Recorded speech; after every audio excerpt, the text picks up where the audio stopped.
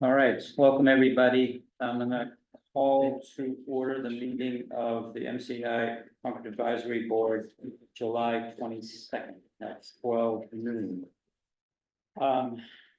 Do we have a clerk for the meeting?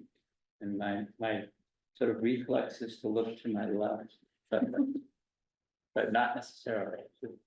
I've done it the past 2 times. There you are. So I appreciate that. So does anyone else wanna take a stab? I don't have a computer with me, so my actually expected to take notes, or are you taking? I'm taking the notes and then you review my minute. Okay, thank you. Thank you.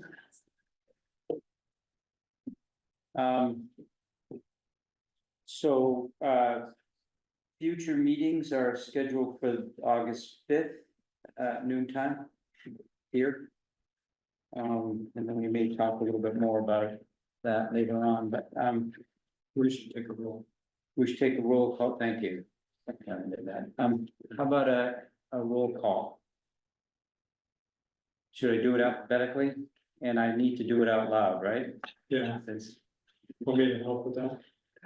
I'll try. I'm not gonna be able to do it alphabetically. Well, maybe I can. Yeah, how about I go around? Emily Rush, Here.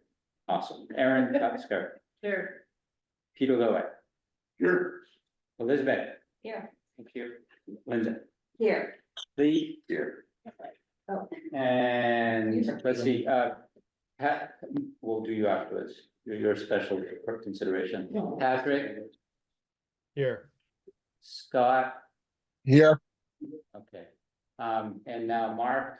Here, And should is that anyone else? I think that's. Okay, Dan. Okay, We're expecting. okay. So, Patrick, do you just, I mentioned this to a couple other people, we had talked about you leading the meetings, would you want to wait until you're here in person, or do you want to take over? I'm happy to take us through, Dan. Okay, thank you. Yeah, of course. Can you, Um, yes, we're gonna turn you up a little bit. I'm gonna have to move the tables. Okay. Yes. Do you want me to go under? No. It's blocked there. How about over here? Easier. Let's say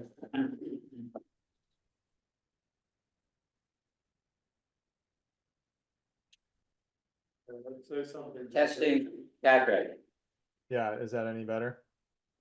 a little bit, Not not a really. lot, it's just maxed out. Yeah, it's a lot. If it's not better, Dan, I mean, happy for you to take us through today and we can work on it. Either way is fine with me. What do people think? Let's hear from Mina. Would you mind saying something just so we can hear how you sound? Sure, how's this? Love it. Better than Patrick. Yeah, Yeah. Patrick, are you close to your mic or? Yeah, I'm right in front of it. Let me shut the window here. Oh,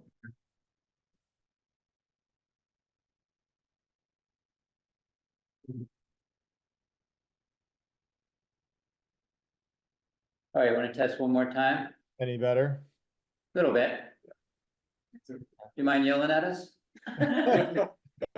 I do, in fact. I'm gonna stop short of yelling. Okay, all right, well, let's try it, and if need be, we can resort, I am here, so. And you don't know this, so I don't wanna, but I think we're gonna attempt to approve the minutes of July 8th. Are there any comments from anybody in the room or on the Zoom? Please. Lee. Comments. Yeah, I wanted to add a comment I made, so it would probably fit on page 4.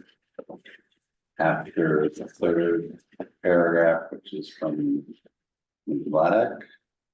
Which is something to the effect that Mr. Smith asked that DCAM consider a scenario. Where DCAM convey parcel of land directly to the town for uses like a full-size. Soccer field or other municipal uses. That's in Shannon. Excellent, thank you. I'll second approving the minutes with any additional changes that might come up in conversation. Awesome. Thank you. Did we have a first? Yeah, I'm not sure anyone moved. Okay. I thought you so moved. Okay, thank you. We do now. And now we have a second. All those in favor, and I believe we need to do a roll call. Emily. Aaron, Aye. Peter, Aye. Elizabeth, Aye. Linda, Yes. Lee. Patrick, Yes. okay, and Scott, I, great, and I don't see John, so Mark, Aye. okay, Dan, yeah, aye. Okay, so moved. Thank you, everybody. All right, Patrick, I think I can officially hand it over to you. All right, a lot of pressure. All right, well, with that, Mina, thank you for joining us. I think we'll start the agenda by turning it over to you for an update on the zoning and legal considerations. Thank you, everybody, and good afternoon. And I think for those of you who haven't met me, my name is Mina Macarius. I'm at Anderson and Krieger Town Council for Concord. And I was asked to give some thought to and share with this committee what can be done with the property today under its zoning and what might the town do to get greater control over the property for zoning purpose, from a zoning perspective, to be able to guide its redevelopment. We provided an initial memo to that effect. I think everyone has it, but this is a relatively simple analysis at this point. The parcel from a zoning perspective, there may be other environmental issues, wetlands issues, et cetera, but purely from a zoning perspective, has a lot of the uses that are set for the different parcels that make up the MCI property really reflect the abutting land uses in a lot of ways, and sort of have a light industrial and other potential uses. I won't get into the details of what all of those are now, but that is sort of the canvas that somebody acquiring the property, including the town or another state entity or a private entity, would be dealing with. One question then that comes up is, if the town wanted to use zoning as a tool in its planning, how might it do that? And as we lay down the memo, and again, I want to sort of keep the summary brief and then turn it over more for questions. There are some uses that the town cannot restrict no matter how it zones a property, and some that it can. The uses it can't restrict are fairly limited. They cannot restrict, I should say, are fairly limited. They include things like nonprofit educational uses, religious uses, and to some degree, large-scale solar. So those are ones that by state law are generally protected. There are other in variety of ways. They're not completely outside the realm of regulation, but they're not subject to, you can't ban them entirely. The other potential use that often comes up when these things, when a site is open, is a Chapter 40B use with affordable housing. The town, pending current applications that are essentially completed, will be back above its 10% threshold, so it was in a safe harbor again. So it is, at least under current statistics, could be different 10 years ago, 10 years from now, again, when the census is reset, would not be subject to a hostile 40B, meaning that somebody couldn't force a project without based on the town's lack of affordable housing. You could still allow one, and that would get with some leeway from that. So we discussed in this memo this idea of one way to sort of add additional time to the town, for the town to think about what it wants to do with the parcel, as your group and the select board think about what is the best future for the MCI Concord site, may be to preemptively rezone the property to a more limited number of uses, so that you have some control about what changes might happen should the town not be the ultimate owner, or should the state not not engage the town to the degree that it has promised to, which, as I know that, so all of this is sort of a belt and suspenders approach on top of negotiating with the state and sort of keeping that in front and center. The approach that we mentioned here is this idea of a government district. We have seen other towns do this, frankly, sometimes with no threat of properties changing hand in sight at all.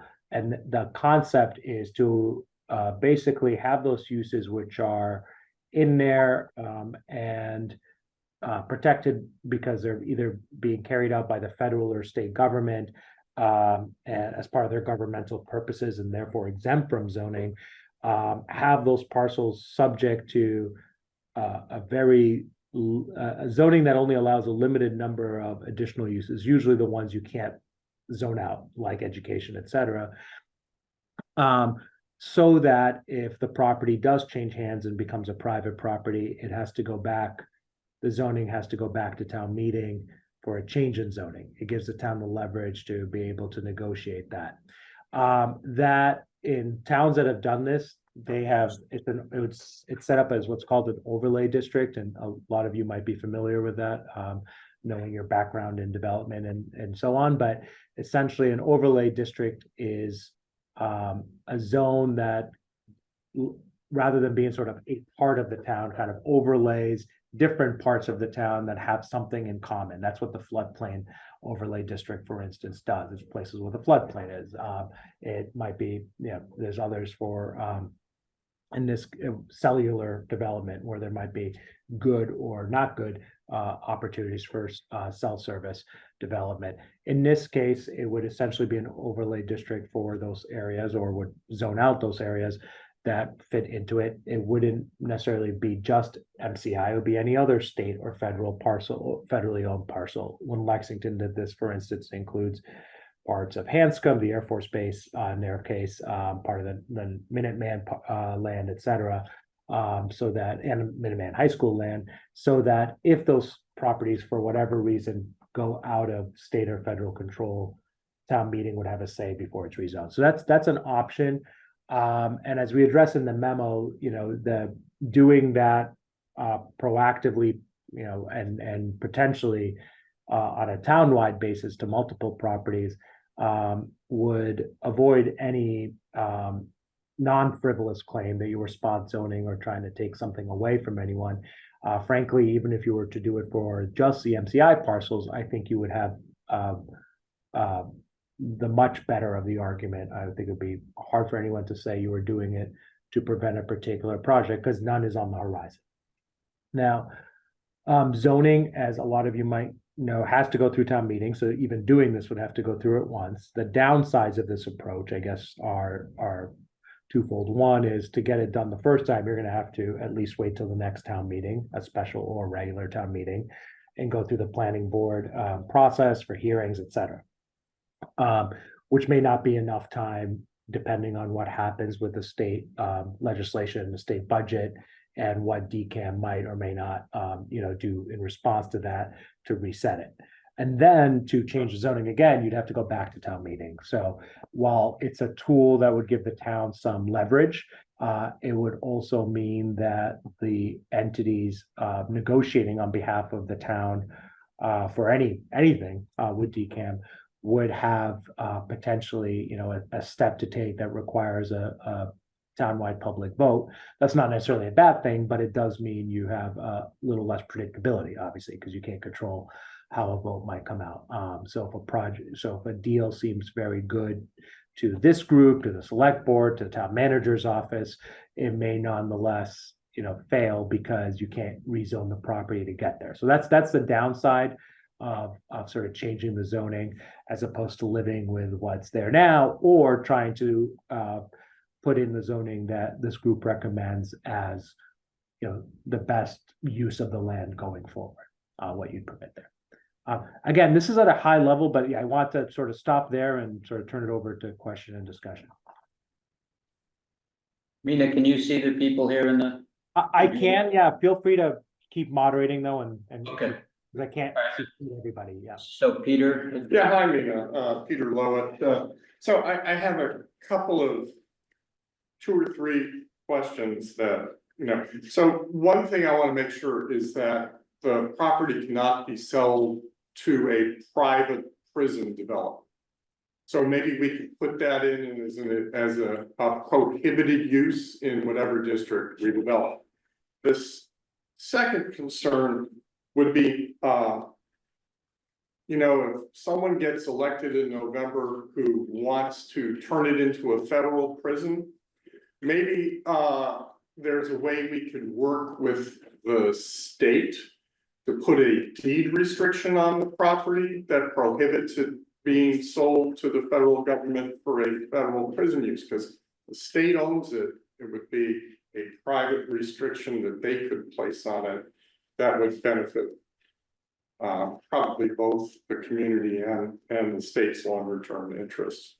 And then the third is, I'm somewhat sanguine about a government district. I've already heard people approach me on the street and say, can't have them, you know, put in a DPW lot on the old former prison, because that's going to send all of the traffic through West Concord. So sort of the, you know, NIMBYism, but I think bringing up a government district right off the bat would, you know, it has to be a more nuanced approach to do that, and it would get a lot of unnecessary blowback. So if we can avoid that, I think that might be a reasonable thing to try and do. And maybe we could be a little bit more targeted about what we don't want. I think a lot of us, you know, we want to see recreation fields there. There's that riverfront setback that would be perfect, and you know, they've got the floodplain there. That might be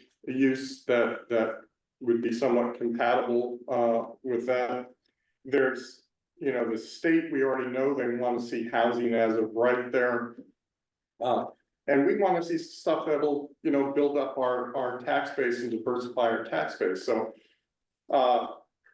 you know, I think maybe maybe we can sort of try and rule out some of the things we don't want in a first go round, and then have an extended discussion with the community about what they would like to see, and have that sort of drive, you know, a lot of the discussion after that. That is just my take on it. So with the first 2 questions, or? The one was, you know, if the state guys are here, I'd love to hear their thoughts on whether they would work with the town on a deed restriction. And the second was, you know, can we create a prohibited use that's a private prison? And the third, let's just go slow with the government district. I'm happy to react to those first 2 and give you just a quick thought, Peter, on the third. The state prison, the private prison, but portion is an interesting question. It would require some careful wording, and it would be ideal if the state had it passed through legislation. And the reason I say that is that from a purely zoning perspective, the test of whether or not a parcel is subject to local zoning because it's a state governmental use has more to do with the use versus the actual operator. And so there are cases, for instance, where the state has a vendor or contractor essentially operating the use and then can take the position that it's still a state use.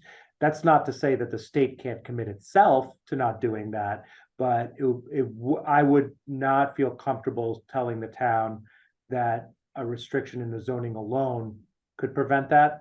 So it'd be something just to be mindful of. So that is, you know, if that is a concern, that's something that maybe needs to be raised with the state. The federal, I think is largely, unfortunately, just as a legal matter, unfortunately, most of what you could do would be a political measure. At the end of the day, the federal government's ability to take property would include being able to wipe out other deed restrictions as long as it pays the value of them to the landowner. And so it'd be very hard to control the federal government from doing that. Again, I don't mean to As long as suggest the process takes 4 years, I don't care. Well, that's the question, right? Is sort of is how to make that less likely would be a different story. But the point is there may be tools to do these things for those two. They may not necessarily be zoning as opposed to legislation at the state level. Because of the limitations in zoning. Zoning is essentially, it's an act of the town's powers. And so that's why it's hard to apply to these other entities. With respect to the third one, you certainly don't need to allow, have a government district that allows all uses, and you certainly could have restrictions in there. I also would add as sort of a comment for folks who are wondering about it and, not advocacy for it, but that depending on what the town's use is for those things, zoning is just one layer of permission, right? So if the town were to say, put a DPW facility, it would have to construct that. It would have to get funding for that construction. It would, there'd be other steps to do that as opposed to simply being zoned to do something. And so it's just something folks need to keep in mind. Zoning is not a one-stop permission. And I know most folks here know that, but as you talk to, as you sort of think through for public consumption. Thank you. Anyone else have questions for Mina? Scott had something. Scott? Dan, I had a question for whether DCAM is retaining a master planning architect to work with maybe ULI or us in the community to figure out what the best uses are for that, and what comes first, that or zoning? It sounds like we're talking zoning before we're talking master planning and looking and talking to the community of what their needs are. Can you explain what comes first? Sorry. So Mina, were you going to respond to that? I have my own response to it, but I'd rather hear you first. I will say I'm working on the assumption that they have a master planning. I think the short answer is there are two different kinds of zoning, and depending on which one you're talking about, which comes first. In terms of zoning for the ultimate final use, I probably would say you want to plan first, whether that's DCAM or the town. This idea that came up of a sort of government district use, or sort of is more of a hold zoning. The idea being that you have the uses you would be okay with up front, or the uses that are sort of reflect what's there today for other parcels up front, with the understanding that if the property changed hands to do almost any other private use, you would need to go back and rezone with that planning in mind. So it's a little bit of a safety on the potential for uses being imposed that the town might not want. Yeah, I'm looking at Peter right now, but I think we would agree that we would start with planning and try to figure out what it is we're trying to incentivize or avoid. And probably everyone in this room knows how, even despite the best efforts, planning and zoning language can have unintended consequences for various developer motivations. So it's kind of iterative. Thanks. So I might add something. Sure.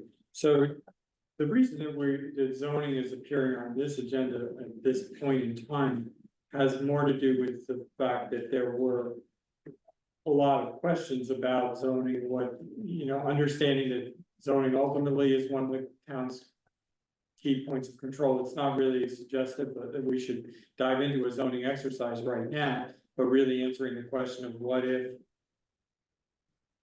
one wanted to, what are the options? And so we're really providing this as background to help to answer that question, to ground what our next steps are.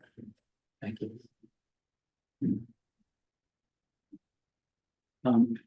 Anyone else online have questions?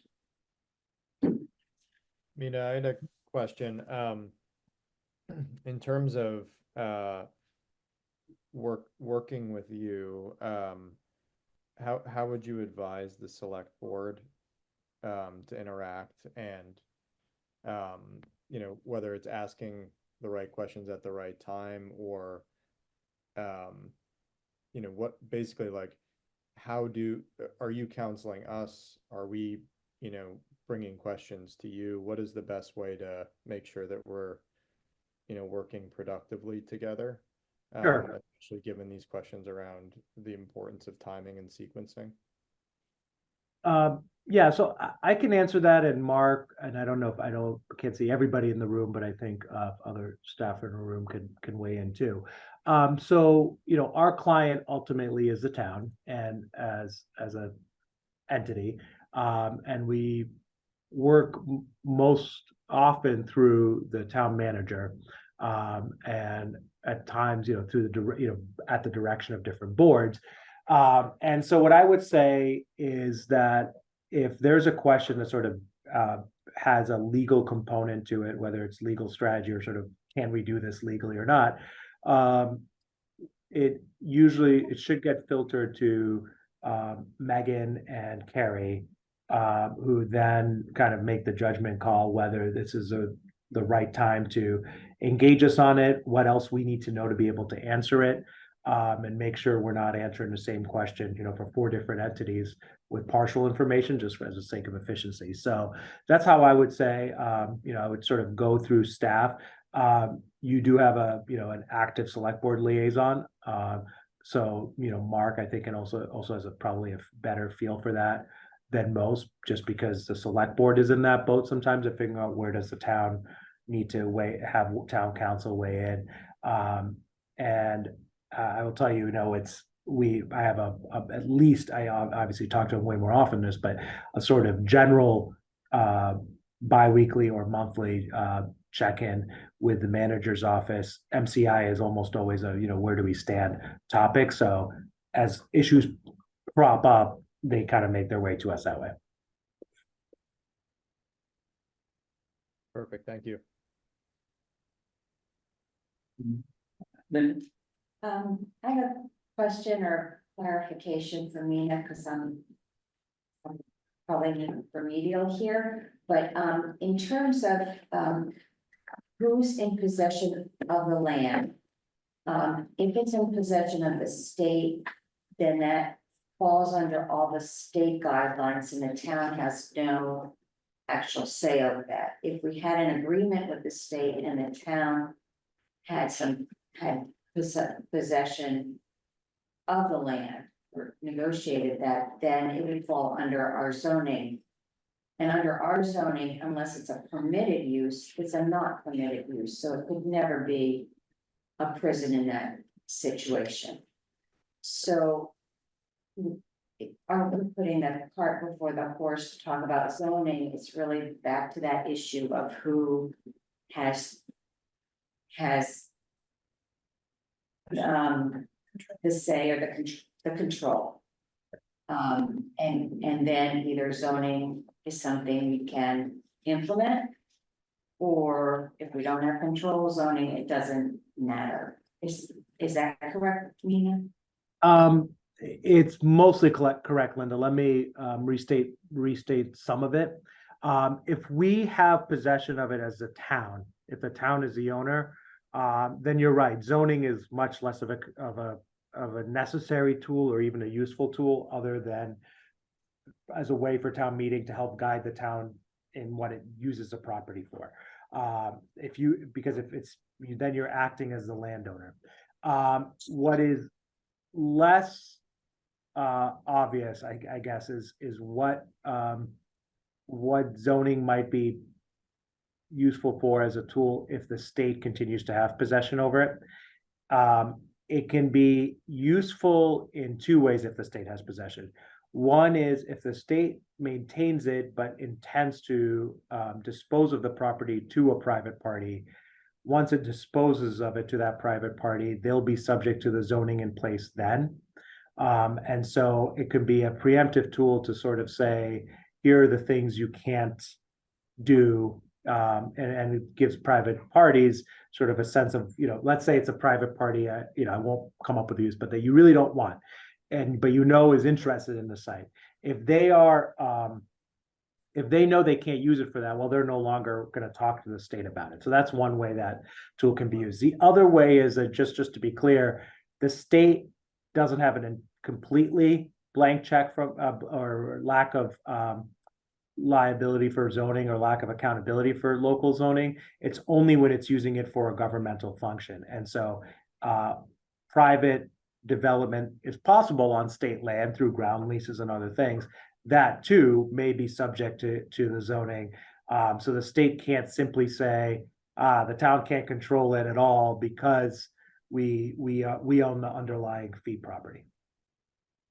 So if we wanted to proceed in a preemptive fashion so that the state couldn't dispose of the land to a buyer who wanted it for a use that we are not advocating, then we really could go to the table of permitted uses and either create a new zoning district or somehow modify the industrial A, knowing that if there are other industrial A's in town, would be modifying them as well. So our Correct. choice. Yeah.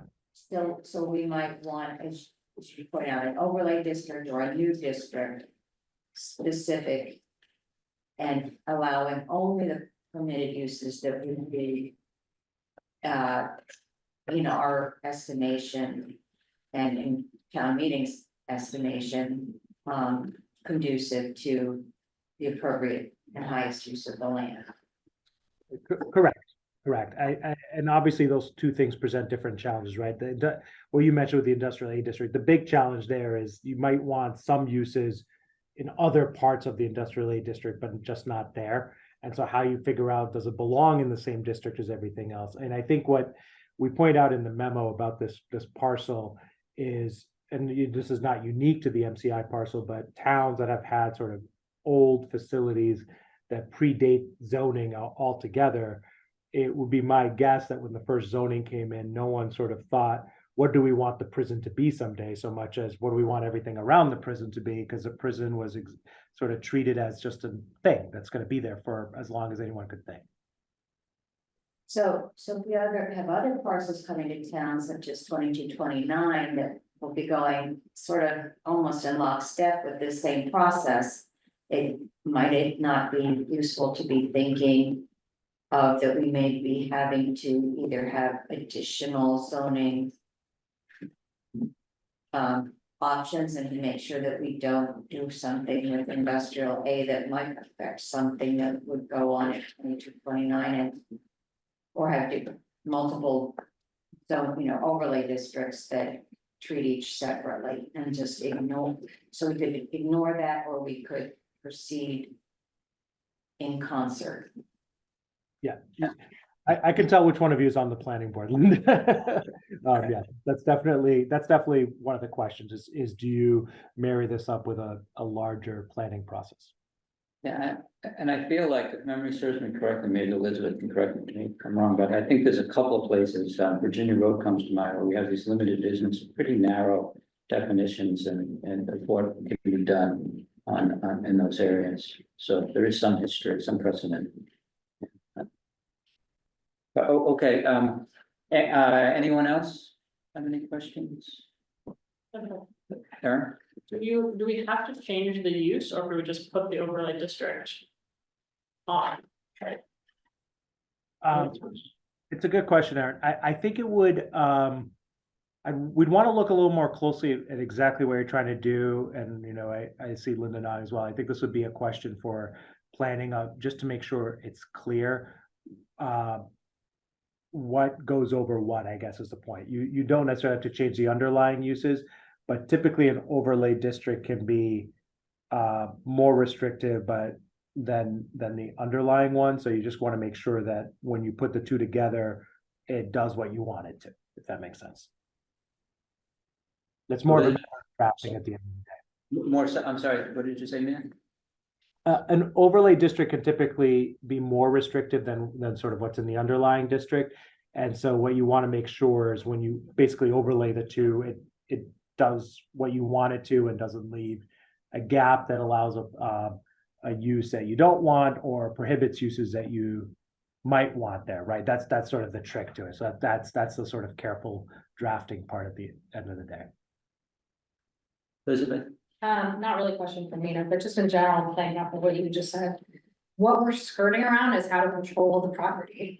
The best way to control the property is to own the property. I understand there's a lot of thoughts about that, but I still am there that we need to talk about that. If a developer buys this property, my guess, and someone who has more development experience than I do can say this, that no developer would take this with all liability resting on that developer. So if we control this property and then worked with the developer, and there are some protections that we can put in place with the state having some liability here. Someone can correct me if I'm wrong. I don't think I am, but, and then we control who the developer is. We don't hope that our zoning does it, or hope that the town comes to a consensus of before they decide to do something with it, or hope that the state doesn't try to, as Nina, as you said, do something under technically being state use, and then they're not, you know, they don't have to follow what we want. I just want to put that out there. I feel like it's something that we're skirting around, and we really need to, well, maybe we're not skirting around it, but I think all of this is getting at the same point, which is the best way to control this is to own it. I completely agree with that part of it, and I think it's early and we're just trying to gather, but I think your point is well made, maybe. Anybody else? Okay, all right, well, thank you very much, Mina, I really appreciate that. I suspect we'll be having another conversation or two before this is done. Thank you all. And your timing couldn't have been better, you're right on schedule, so. Our next, Patrick, I'm gonna take through until we get to the point where you're gonna do the discussion on if that's okay, just because it might be easier for you and. Yeah, that makes perfect sense, Dan. So the next item on the list is a town staff update from Megan, which I did not wait until the. Thank you very much. I have a pretty brief update for you this morning or this afternoon. But I want to share that there was some budget news on Friday. The House and Senate enacted a $58 billion state budget for FY25. And so that is before the governor, and she had 10 days, I think starting Friday, to approve the spending appropriations, propose law changes, veto certain items, or return with the amendments. So this is important for a number of reasons, but mostly because there was $475,000 in there, based on an amendment put together with help of Congress delegation, Senator Mike Barrett, Representative Simon Cataldo, and Representative Gentile as well.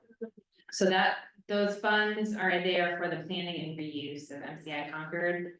And my understanding is that once this is approved through the governor, we should expect a contract with the Office of Economic Development to come up with a plan for those funds and receive those funds as a community. So that is definitely positive. And so now the effort has been, how are we going to spend that? And what are some of the top priorities to move forward on that? And so I have been working with DCAM. I don't know who's on the call here, but I saw Abby and I thought I Okay. saw Paul. oh, hi, you know. So we've been working together on a scope for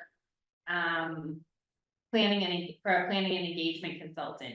And this is pretty like a first crack at what is the work that's going to need to occur. So I think it's been a helpful conversation because the DCAM staff does this in other, does this, you know, across the Commonwealth. And having some town folks look at it this early stages has been helpful to provide input on public outreach and how critical that is. And how we're gonna need to make sure there's a lot of healthy conversation about the future of the site. We've also been talking about how to break up some of this work, because there's gonna be need, the legislation includes a requirement for DCAM to do this report, right? To I think of 18 months, once the budget is signed, to deliver back to the legislature about the future of the site. So that is what they are working on.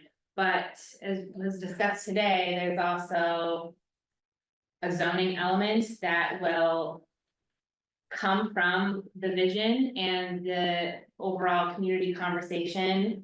And it would be helpful to potentially have a consultant for that engaged at the same time, so that they can listen in to the original kind of public outreach, and that there are some, connection points between those two efforts. And so I do expect to connect with this group about the scope. It is still in early stages of development. Our next meeting with DCAM to talk this through, and to talk through a zoning consultant, regulatory consultant scope. Our next meeting to talk about that, I think, is a week from Friday, so that's, I think, the second. And so we're still kind of reviewing it internally with our team and talking it through with them, and then think about how to best run by this group. Is my process. So if the math, if the math works on this calendar, you're gonna meet on the second, could you theoretically give us an update on that? I'm happy to give an update. I just don't know what exactly it's gonna look at, but we're starting to. I have the town planner here, Elizabeth Hughes, and our economic vitality manager, Amy Graney, Alan Cathcart, Public Works. So it's been part of our, and of course Shannon, and a few others. We've been meeting on a regular basis and trying to make sure we understand the priorities for DCAM as part of this legislation, as part of what they're responsible to do, but then also understand from a planning perspective and from a community perspective, what are the tasks that we need to do here, and what, how to use some of these funds to outline what we're gonna need for support. Linda? I just had a question Sure. about the funds. Are the funds controlled by DCAM? Are they expended, or are they controlled by the town of Concord? Jointly, like, I don't understand that one. And then there were some things that DCAM said they would be doing, such as like the researching of the deed. But they were not going to, as owners of the property, they were not gonna provide us with that information. So then it left the question, well, do we have to do our own research on that? Which seems silly to spend money both doing the same process. But if they're not going to provide us with full information from all these consultants that we're using with this $475,000, then I think that is something that perhaps we could better coordinate if we all have information that is provided to all of the parties. Like just my initial thought. So do you wanna respond? You wanna let Abby? Yeah, I can respond, partially. My understanding is that these funds are coming to the town. And so we have been trying to work with DCAM to understand all the work that needs to get done and be efficient about how the funds are used to move this project forward. And so we've been talking about specifically the funds regarding this planning scope, and thinking about, well, is this 2 contracts? Is there one that is community engagement and planning for the purpose of to complete DCAM's obligation to do this work, to create this report? And then is there a separate contract with a separate consultant for the town of Concord to work on the zoning? Or does it make sense to have a contract with. That we share together with different components, it's still early in the discussion there, but I think that our thought process for, at least for that element, is to, just think about how to use the funds that makes the most sense to move the project forward, so I don't think there's been any clarity on exactly who's paying for what yet, but my understanding is that the funds are coming to the town. And I can't answer the second question about, at this point, about the research component, and if we're not gonna receive that information, if we should do it on our own, I hear what you're saying about redundancy, I don't know. Abby, if you- So Yeah. Sorry. Go ahead. No, that's all right, go ahead. Thanks. Yeah, I'd be happy to respond to that. I think what I meant to convey, when you all had me come and speak a couple weeks ago was not, we're gonna do this research and not share it, but that it's, I couldn't 100% say with certainty that we would be full open book about everything without knowing what was in the environmental reports or title research or what have you. So it certainly is, I mean, as a public entity, right? You guys are a public entity, you get it. Our predisposition is towards transparency. And I agree, right? That, you know, if we have information that's going to benefit the project, that it's you know, we shouldn't withhold it. We should share it, and it should benefit the project in that way, including, you know, by giving you all the ability to review it. So if that's not what I conveyed, I apologize. But no, our intention is to share everything that we can. But again, just until we know exactly what's in the reports and what, you know, if there's going to be any sensitive information in there, it's hard to commit to turn over 100%. Thank you for clarifying that. Scott, can we discuss? Scott, be patient. You fade away.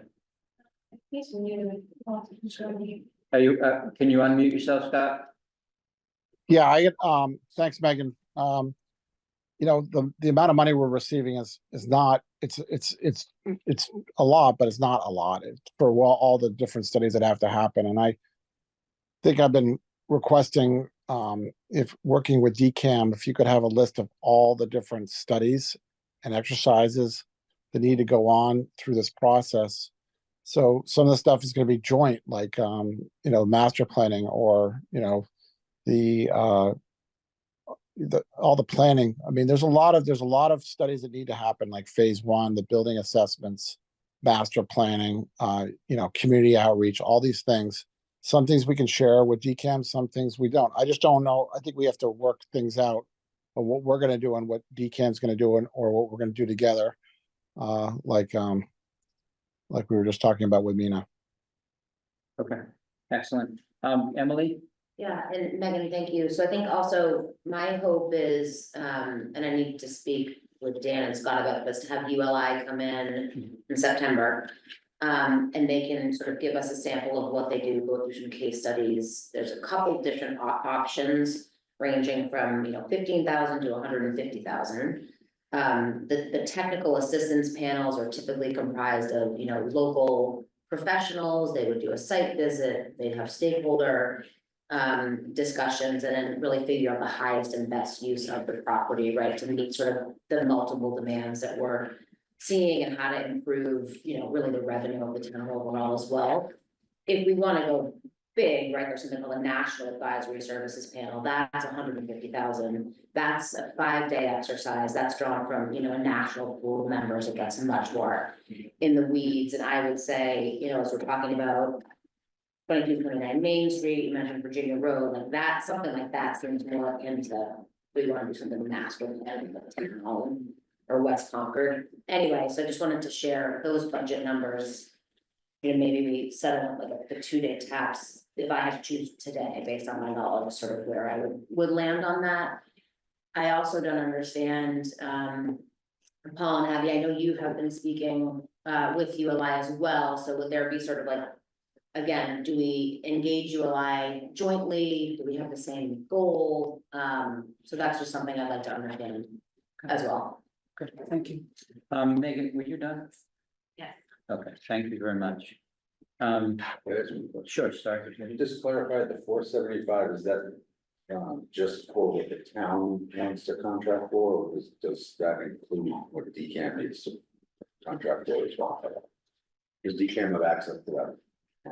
I don't think that it's clarified in the legislation either way. So, but. Megan, may I? Oh. Go ahead, Annie. Sorry, my understanding is that that's a direct appropriation to the town for the town to use. In addition, in the FY 25 to 29 capital investment plan that the state published, and in June, I believe, there was money identified for DCAM to cover our expenses on this site and on this project. So,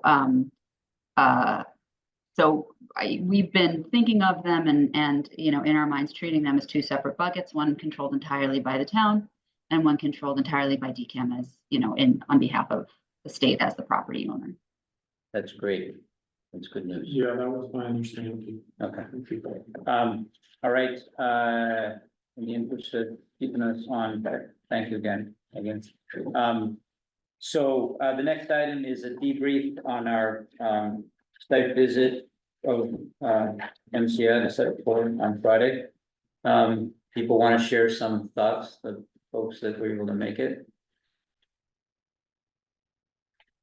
Anyone have any comments?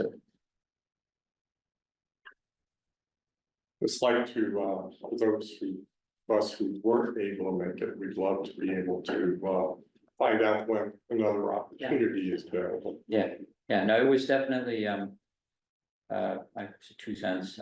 It was a worthwhile experience. It was eye-opening. It was limited in terms of the scope. I think they had pretty narrow, perspective for us to think about. But the thing that really struck me was that they had at least 2 or 3 people that had been there for many years, decades in some cases, and I think that institutional memory is going to be huge for those kind of projects in my experience, because they know where a lot of things are and some of the challenges with the site. The other thing that struck me is that there's a whole lot, it's not surprising, but there's a ton of stuff under the ground on that project, whether it's steam or the tunnels or whatever. It's just, you only see a small surface, above what's actually there. And then Mary and I took a wonderful walk along the river afterwards around the perimeter of it, and there's some pretty, people probably know, there's some amazing opportunities there in terms of potentially accessing that. So please. Just to follow on that, I think I suggested to Mark that maybe we could do another group tour outside the walls that could include the Junction Village property and the waterfront, to see more of the entire site. Outside it was just the prison itself. And I'd like to see the wastewater treatment. Yeah, we did walk by that too. And the solar field. And just my only other comment was, you know, there's a few elements that I think are worth considering preserving, certainly that large building closer to Route 2. So to the extent we want to consider maybe just setting something like that aside for preservation. Whatever that means. It wouldn't let us into that because they hadn't been appropriately decommissioned. I think there's a certain degree of legal protection on that presently, but Yeah, that's my understanding. this could be probably something like that off the list, maybe. Yeah. To that point, can you find out, because my understanding is that there isn't that much protection, so I'd like to know exactly what protection is on that. It's National Register eligible, but it has not been put on the national. Yeah, and even if you're on the national register, it doesn't necessarily mean you can tear it down, but you can. And maybe we could invite someone from the Mass Historic Commission to discuss the historic properties. Also to that point, the historic elements inside, because I know like Elizabeth asked on the stained glass and they like, no, we're figuring out where we can put different things. There's clearly gonna be a different idea about things that we might want to preserve. And so is that, I don't know, if there's the state archives go and kind of things that DOC may not see as valuable, we may see as valuable just in terms of preservation. things on the wall, things in the basement of the old house, things like that. Yeah, and some of and the history of some of the programs which we learned about. Yeah, absolutely, but then just even the fabric, just making sure things aren't missed. So does the state go and, is there some sort of archive of, they go and, You're asking that, I guess I'm asking Abby, sorry. Yeah, you know, this has come up before and I don't have a good answer yet. It's usually, you know, DCAM's usually about the buildings and the site and less so about the kind of on-site artifacts, but but like I said, this isn't the first time this question has come up, so why don't we work with DOC to see if we can get a more satisfying answer? Great, Thanks. thank you. And Alan is in my line of sight, and I'm just curious, you must have been, you've seen the wastewater treatment. We've seen, we've had two tours of the wastewater treatment plant. We had the introduction and then we had more detail about our consultant to do a fairly thorough assessment. Gonna be written, waiting for a report shortly on what they found. Okay, great, thank you. All right, Yeah, I was just gonna comment. I was also impressed by the amount of things that were underground. Also, there are really substantial portions of the site that have been decommissioned sort of for a long time, and it's, some of the buildings that we didn't get immediate access to, I think it'd be useful for us to understand at a better level of detail, particularly the administration building, since that's an active building when we get another pass of that. The demolition cost for some of the buildings that we saw is going to be very substantial, because obviously they're really built in ways that are, you know, well beyond what we might otherwise expect. So, and likely, I'm interested in sort of the margins, you know, how is this site going to interface with the community in general, and I think that we probably need to find a way to do that. I did talk with Tom Simeone at the end. And he indicated a willingness to, you know, be contacted and potentially work with us on some other, you know, visibility to some sections there, and so we can follow up that way. excellent, Lee. This is a question, I guess, for the select board. Should this board take the wastewater treatment plant kind of out of its realm of or investigation, or include it, or? I think we should, it's not a matter to be aware of. The legislation was written and the site configuration is such that, you know, a disposition of that needs to run a little bit ahead of pretty much anything else, because I think we all understand at this stage of the game that it's an active wastewater treatment facility. It's going to remain an active wastewater treatment facility. It's got demands on its capacity, and there's opportunities for the town. And so everybody, I think, recognizes that we're very interested in it.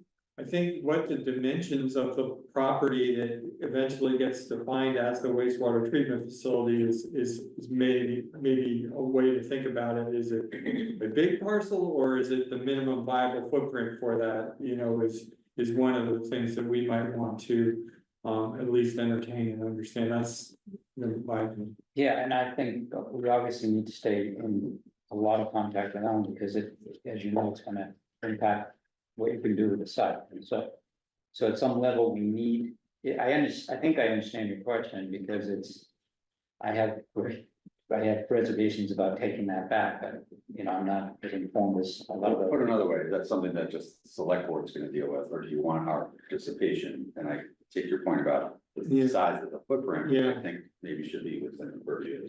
Yeah, I think it's useful for us to keep that on the table as something that we look at, and then as we understand. So there's specific timelines set up in the process, and we became concerned as a select board that the opportunity for the town to respond within 180 days to an offer that was supposed to be made within 30 days might put us in a special town meeting situation. However, in further discussions with Abby and her team, they seem to be inclined to allow the sort of contingencies that need to be worked out of that offer process to extend long enough so that hopefully at least the decision which will have to be in a decision, land acquisition decision could kind of fall in line with a regular town meeting kind of schedule that we would need to have. So again, it's a very cooperative conversation at the moment, and I think that, you know, the experience from this group is, we can handle this group to get your experience, and I'd be the last person to say I don't want to hear it now. Just one more, sorry, this may be a question for us, but if the town does take ownership of the treatment plant, does that site, whatever it is, ultimately need to be rezoned municipal use No, besides it it, existing? yeah, it doesn't matter, it's municipal use, so. Whatever what? If you look at the table of uses, there's actually a line item for municipal use. Okay. And I'm fairly certain it's permitted in every district. Good question. Okay, not seeing any other, I'm gonna try to get, so, the next, Dan? sorry, Can I just interject one thing? And this is probably more a question, not a question for Abby, just something to think about. Because of that timeline for the wastewater treatment plant is more advanced. I imagine that there will need to be a situation where the town is going to seek to have that land actually carved off and given to the town. So that's a separate process. The state is gonna go through and have a survey done of the land. And then a plot plan will be created, a surveyed plot plan, and go through the planning board to actually carve off whatever land is required for the town to take ownership of the land and the wastewater treatment plant. thank you, it's a good point, I'm Elizabeth, and then I'll. Since we are gonna be asked, or sounds like we're gonna be asked for our opinion, are we gonna get any more information? Maybe not today, but from Alan about anything about that site, about the wastewater treatment? That's my understanding. But we're doing I that. thought that's what you. Yeah, so I'll continue to be working within sort of the town staff, and Megan will, we have our regular meetings. There's a lot on that phone, quite honestly, so I think we need to just first do the assessment. Then understand sort of the value of the town is broader than, could be broader than just that site, and that's important. So that adds a variable of, you know, what is it? Why should the town be interested? Because it can support more than what could potentially be developed on the site. That is gonna be driven by what is planned for the site. So it's a little bit, there'll be conversations as far as the infrastructure and assets, as well as capacity. And we'll keep those things on your radar. You know, it's having a lot, knowing, you know, what is your septic system before you build a house?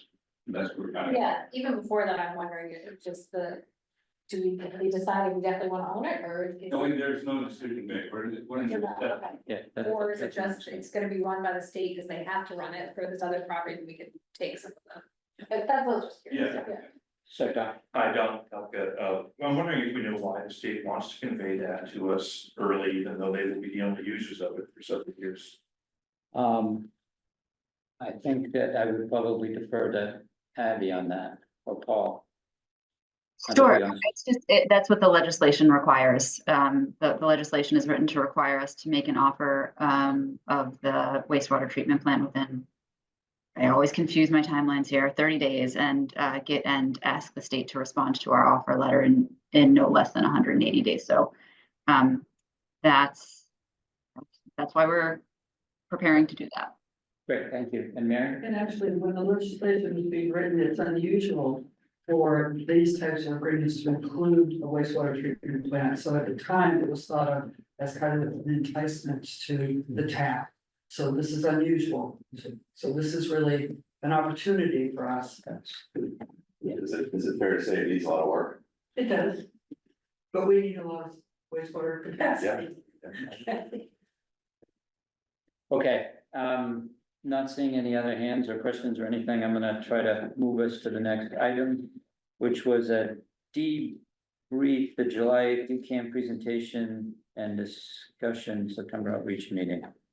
And I'm not sure I remember exactly where we're gonna go with that, so maybe I will. Patrick, do you remember where we would, or maybe is that Mark? Well, so really, it's just a I got a sense that there was some interest in talking over a little bit more about, or there might be some additional comments on what we heard when Deacon was here at our last meeting, but we have also, I think, to some extent touched on those topics as we've been going. And just a reminder that we were looking at September outreach, and last time when we met, we didn't know when the budget was gonna pass, and now we kind of do know. So that's gonna start a 45-day clock. That 45-day clock is gonna require DCAM to do some outreach, and we talked about coordinating that. So given that we probably only meet twice more before September, was just a reminder to sort of think about how we're gonna tactically, get over that hurdle. Okay. An important point.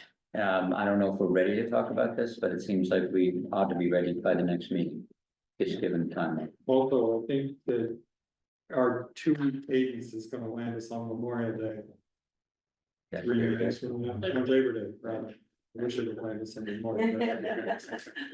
Do the summer all over. So we should probably, so my thought is we can't really afford to push it, so we probably need to pull it. Oh, bring it in. You have to do another meeting. So that's, yeah, and I don't know where people's, one idea could be to switch and then go 2 weeks from there, but I think that other people may have locked in their calendars, and so maybe we just move one meeting and then move right back to. So to that end, could people maybe get to Shannon with their availability? And the possibility of trying to push, what would that? So. We're meeting the 5th, then the usual bi-weekly would be the 19th, and then there could be another on the 26th before Labor Day. That's right. Well, I guess the alternative would be to push that after, September 9th. So, Yeah, so should we ask people to give you both available? Yeah. So 8/26 or 9/9. 9/9? Okay. the other, Send a full amount, or Sure, I can do that. I suppose the third option is to do something like 9/3. So, Yeah, that is. I want to include that just because it's a dicey time of the year. Sounds good. Please. Okay, excellent. Well, that kind of, unless anyone have any thoughts on the, DCAM meeting they want to share? My understanding is that DCAM is required to hold some sort of public outreach meeting, is that accurate? Yeah, It would be interesting to know, maybe at a future meeting, what examples of that might look like from other towns or projects that have happened. Good suggestion, or maybe an agenda for it. and broadly speaking, in some of the discussions, and we talked about this last time, it was more of a what's there now background, and a lot of people are curious about it. Obviously, the question about, can you see it? That's come up from the community. The Warner's Pond Task Force again remains interested in some specific things related to some, the dredging proposal and things like that as well.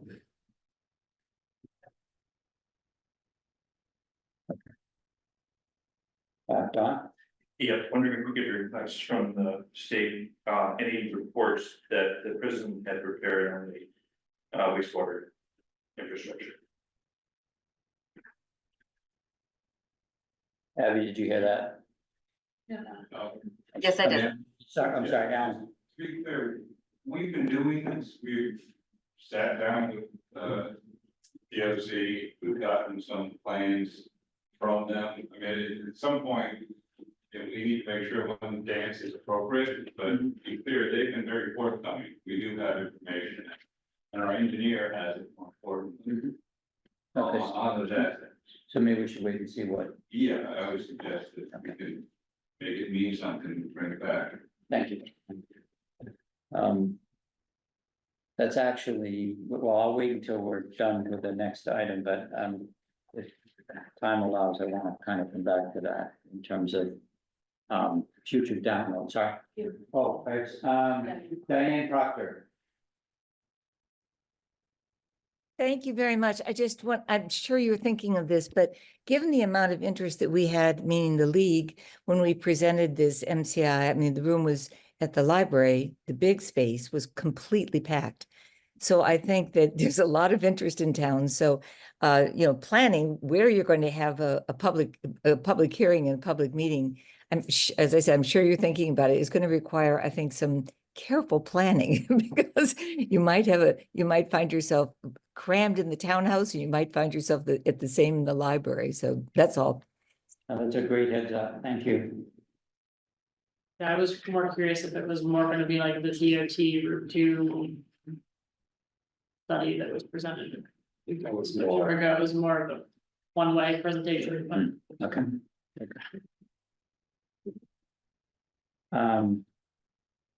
Do you want a response on that from Abby?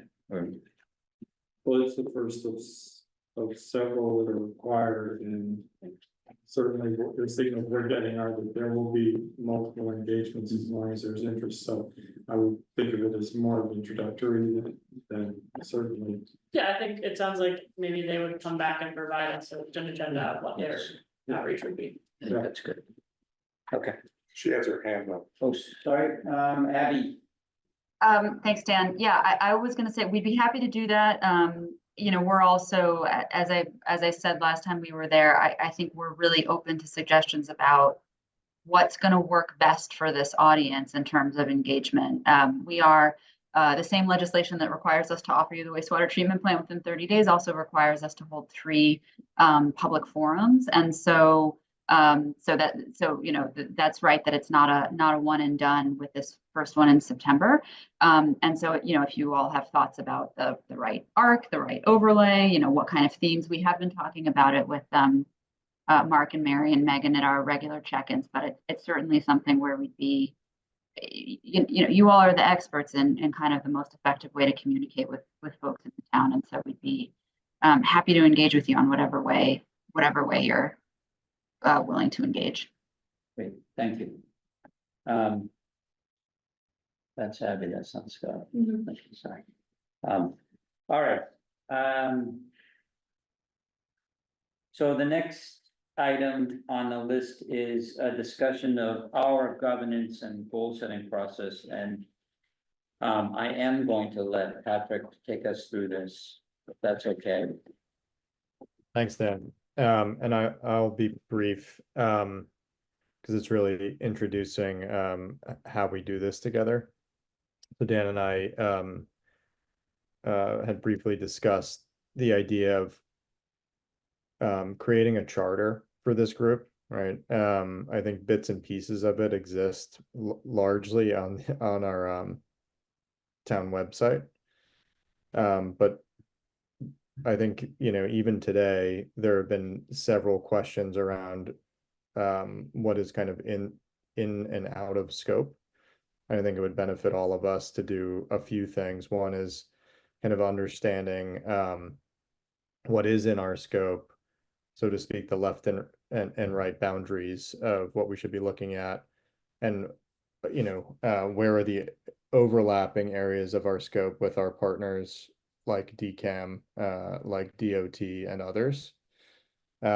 Within our scope, then getting organized and breaking it down into work streams or committees, however we want to define them, but breaking the work down so that it is comprehensive and we can best leverage the expertise of everybody on this advisory board.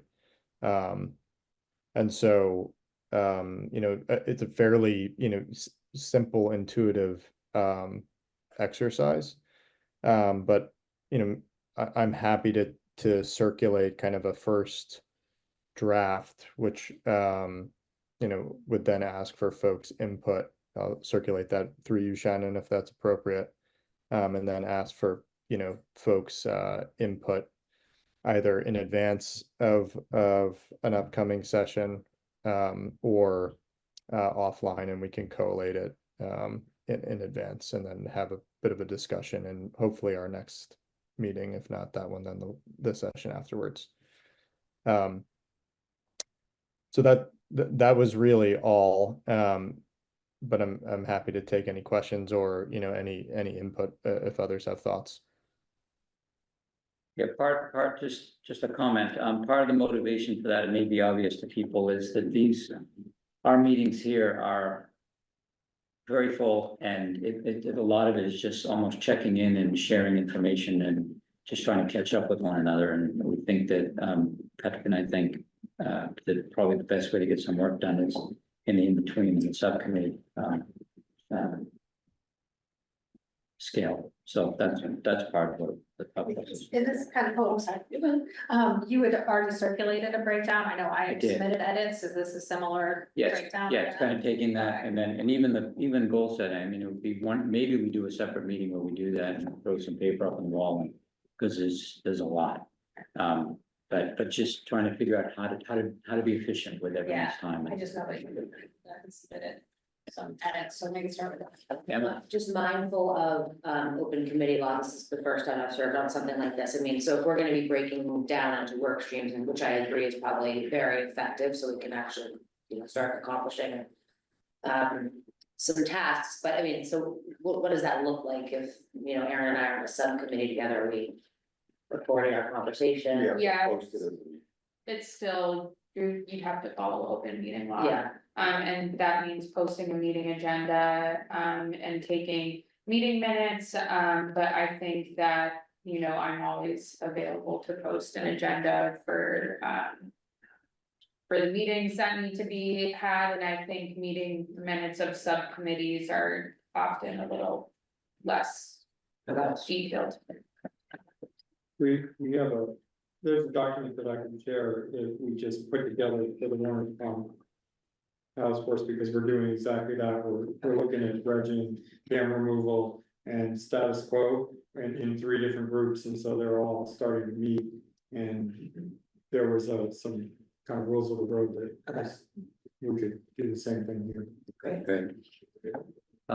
So Patrick, you had asked the question, I'm sorry, you had asked the question of the group, if anyone had any other questions or comments on that.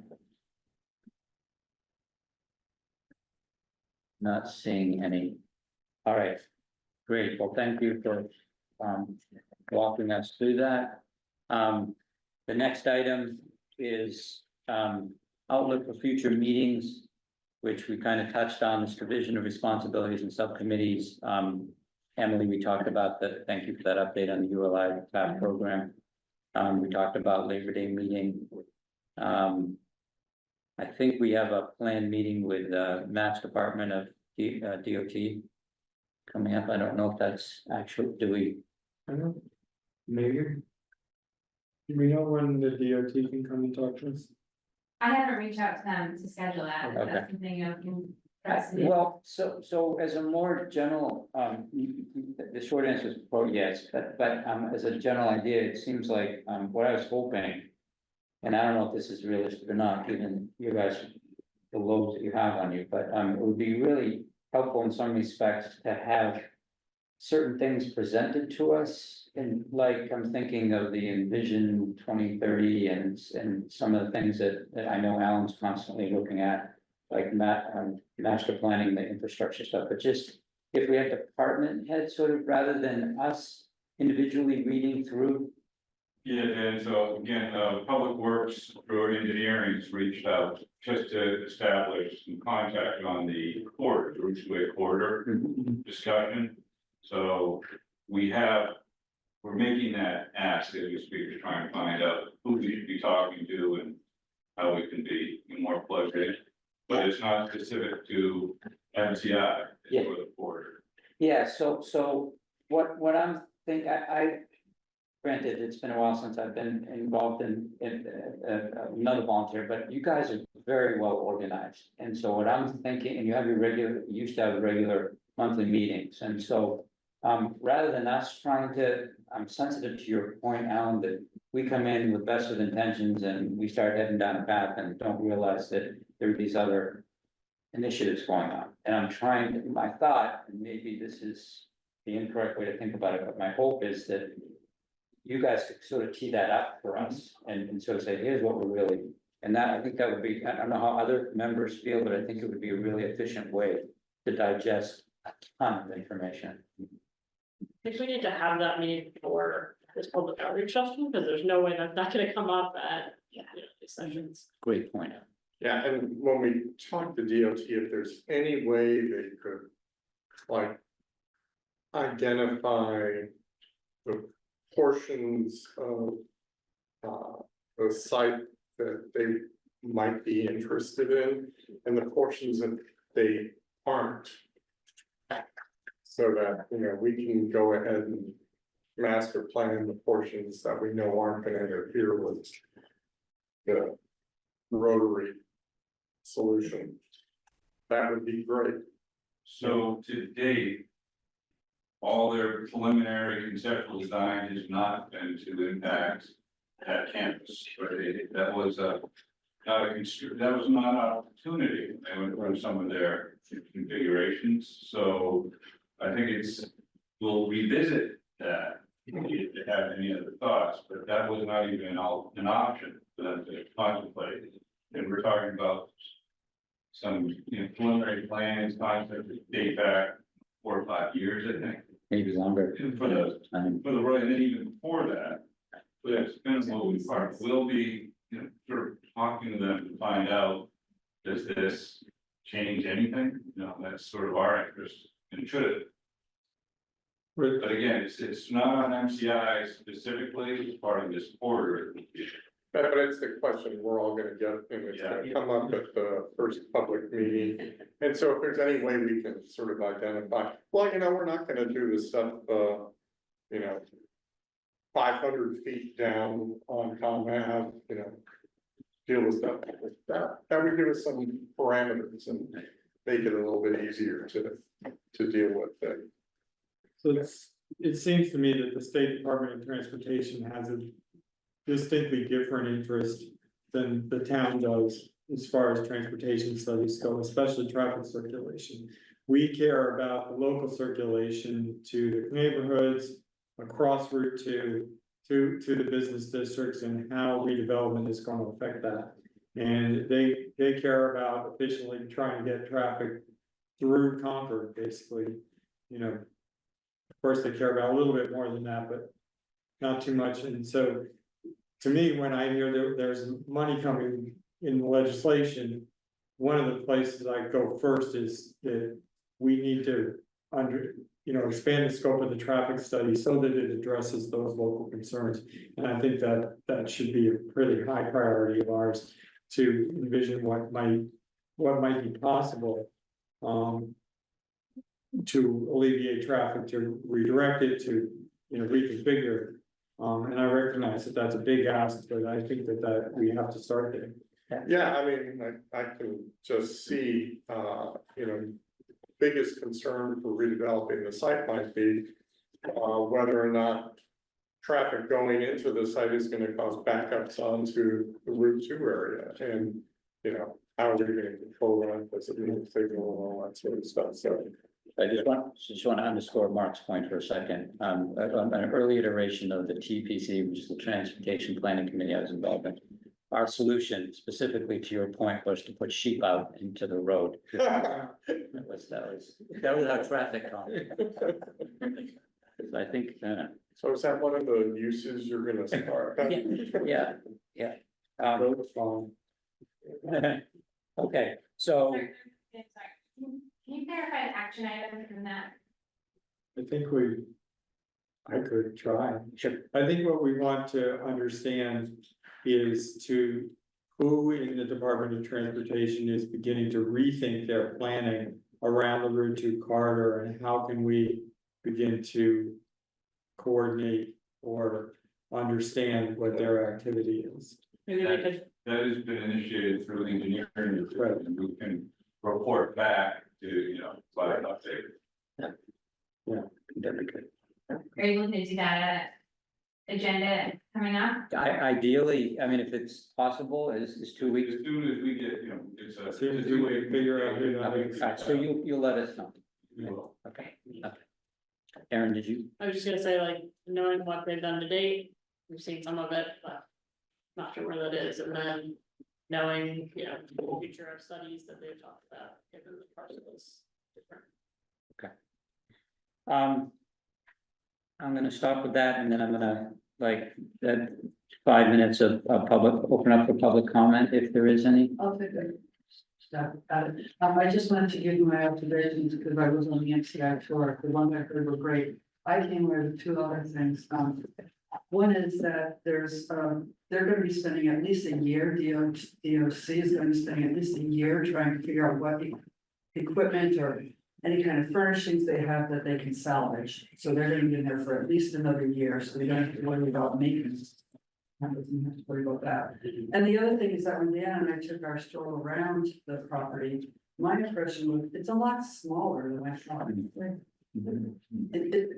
We walked around in maybe 10 minutes, so that was just my impression. And the other thing I wanted to do is I wanted to bring us back to the conversation about zoning. And the memo that you had in your packet was something that I had asked Mina for months ago, when I was worried about maybe some distribution company coming in and buying land from the state. Since then, what we've learned is that DCAM is not interested in making money.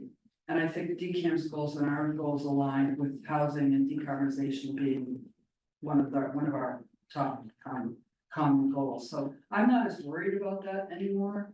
So this government use is not as interesting to me as a select board member. And the federal thing, there's nothing we can do about the feds, I guess. I thought that was a good thing that Peter brought up. So that was why we originally had Mina involved, and I just wanted to clarify what I've learned since then. And share that. I just want to point out to respectfully say something, which is that administrations change, and this is gonna take a long time. We don't know who's gonna be the state house. Just to put it out there. In a cynical way, I know. Any other public comments on people on the Zoom? Okay, all right. Well, I would entertain a motion to wrap things up at 1:30. Do I need to do a roll call? Okay. No, for adjournment. If everyone stands and leaves. Just adjourn. Okay, I think we're adjourning. Thank you, everybody. Have a good meeting. Thanks, John.